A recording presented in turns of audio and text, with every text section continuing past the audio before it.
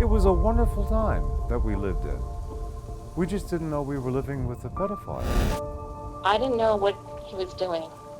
I didn't know what sex was. I just know that it was wrong. Not only that, but my house wasn't safe anymore. The house where I grew up, the house that I loved, I couldn't feel safe in it anymore. I want to be told that I'm believed, that the church believes that he was a pedophile and that he did this. He was our friend. He was just always there, and we all thought so much of him. Somewhere along the line, someone was too afraid to report him. And a lot of that fear came from the brainwashing by the Catholic Church. He's a priest, you can't turn him in. You know, there's something very liberating about stopping the secrets. All of my adult life, I carried the secret.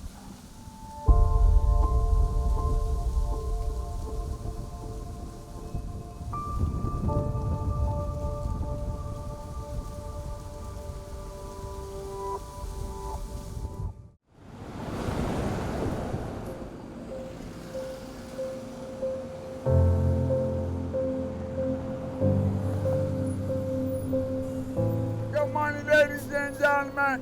Good morning, Boston Riders. Everyone that I know that knows Larry says that he's been here forever. Good morning. Good morning, young lady.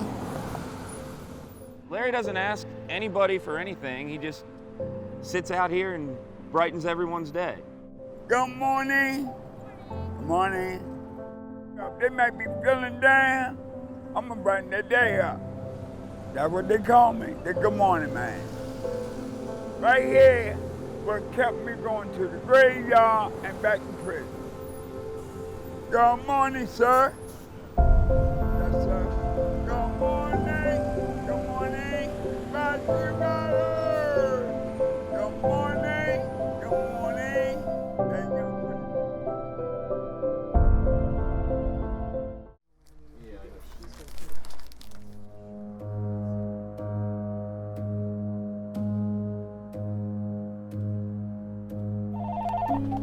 Good afternoon, Hole in the Wall Books. How many places have you gone into that the longer you spend there, the cooler it gets? I discovered this place when I was 8 years old, and the catalyst was the movie Star Wars. Part of what drew me in the door was just seeing the sign that it was closing soon. And when I got my first car, when I got my driver's license, the first place I drove to was here. This place exists outside of social media. This place exists outside of time. It's like on a ley line or something.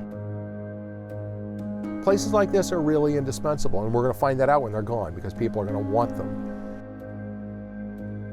I'm gonna miss the friends that I've made. Hi. How are you? Okay, how are Wow, you? 40 years here, huh? Yes. That long, huh? Yes.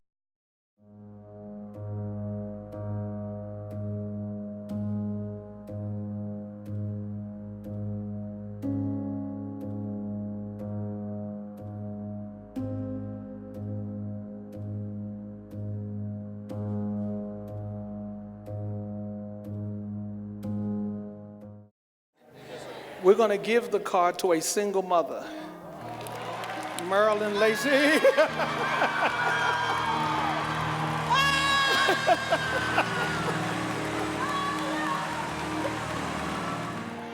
April Lanier is her name.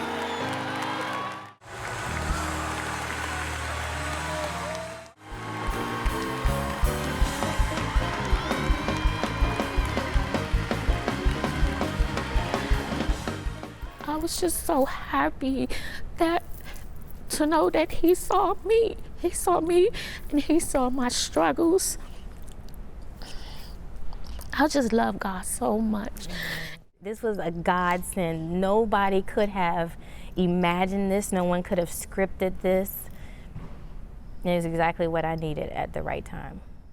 And next thing I know, Pastor Jenkins had moved real swiftly to me. I said, oh my gosh, like me, little old me, like me, me.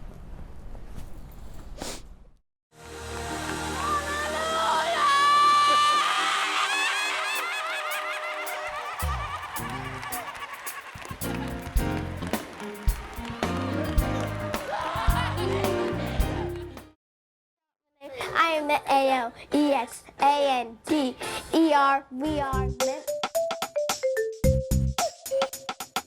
I just like the writing because it shows emotions and bright happiness. I'm laughing in the face of casualties and sorrow. For the first time, I'm thinking past tomorrow. And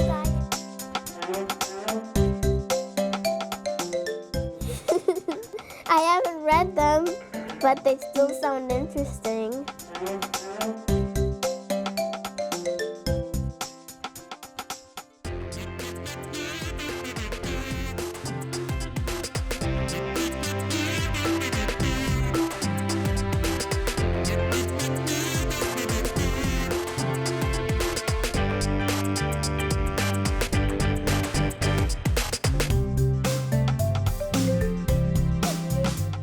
I thought, yay. I think it just shows how great of a person he is.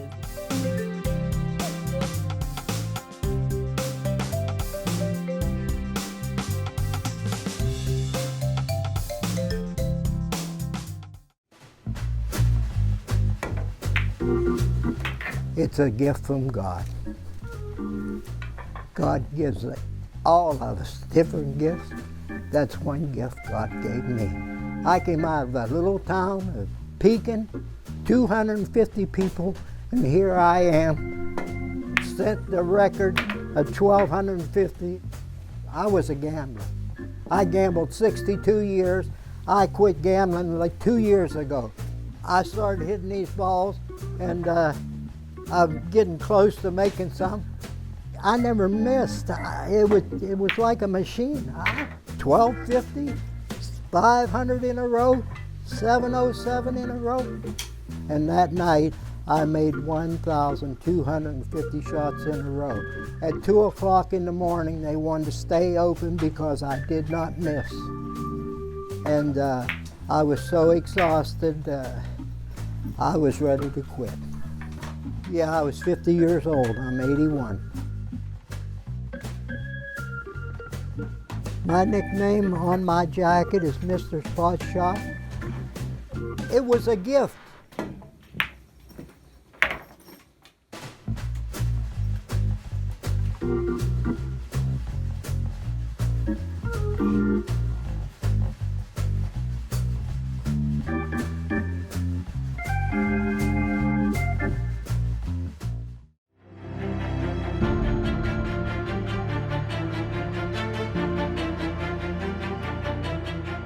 Just one more win tonight is all the Nats need to punch their ticket for the first time ever to the World Series.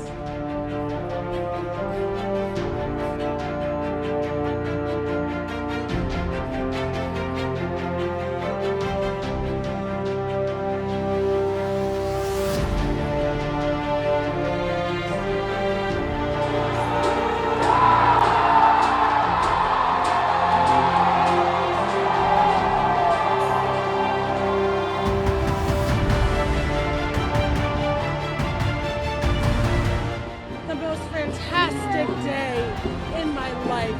It's just mind-blowing. It's just mind-blowing.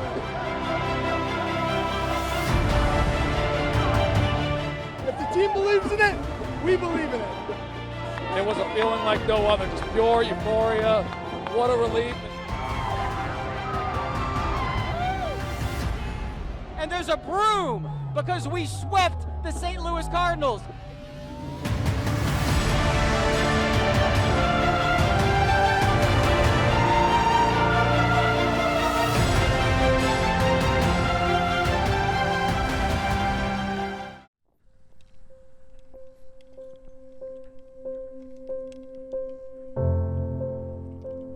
I was probably about 15 when I started. Started with playing with my father's golf clubs. Excellent shot, James. And I knew I had something wrong with me, so I figured it was probably Parkinson's. I fell down about 5,000 times the last 3 years. It's, That many? Yeah. The falling down part is very alarming at the beginning, but the first time he did it, he said, "Don't worry about me. I can get up, bounce back up." So by the end of the match, it's like, not even paying attention to him doing that. Oh, man. You only get one life. This is the only life I got. And I had fun doing that, so I'm going to do it until I can't do it anymore. Oh, that was great. He got that perfectly. He's a very determined person and a very determined golfer. And it's great that he is still out there doing this where we can play together.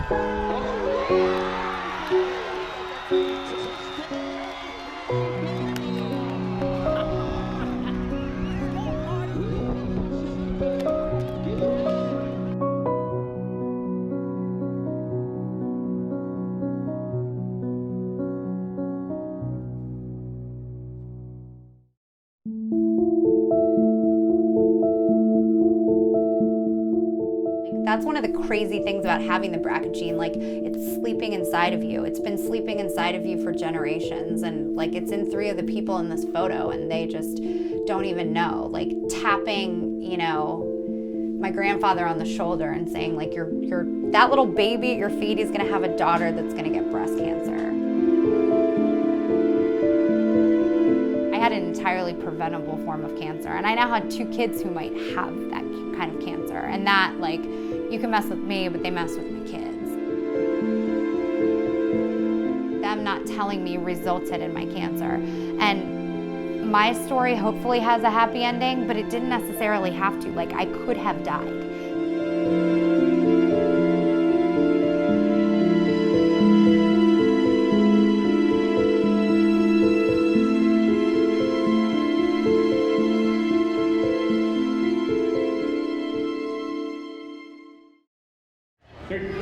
Two, 1.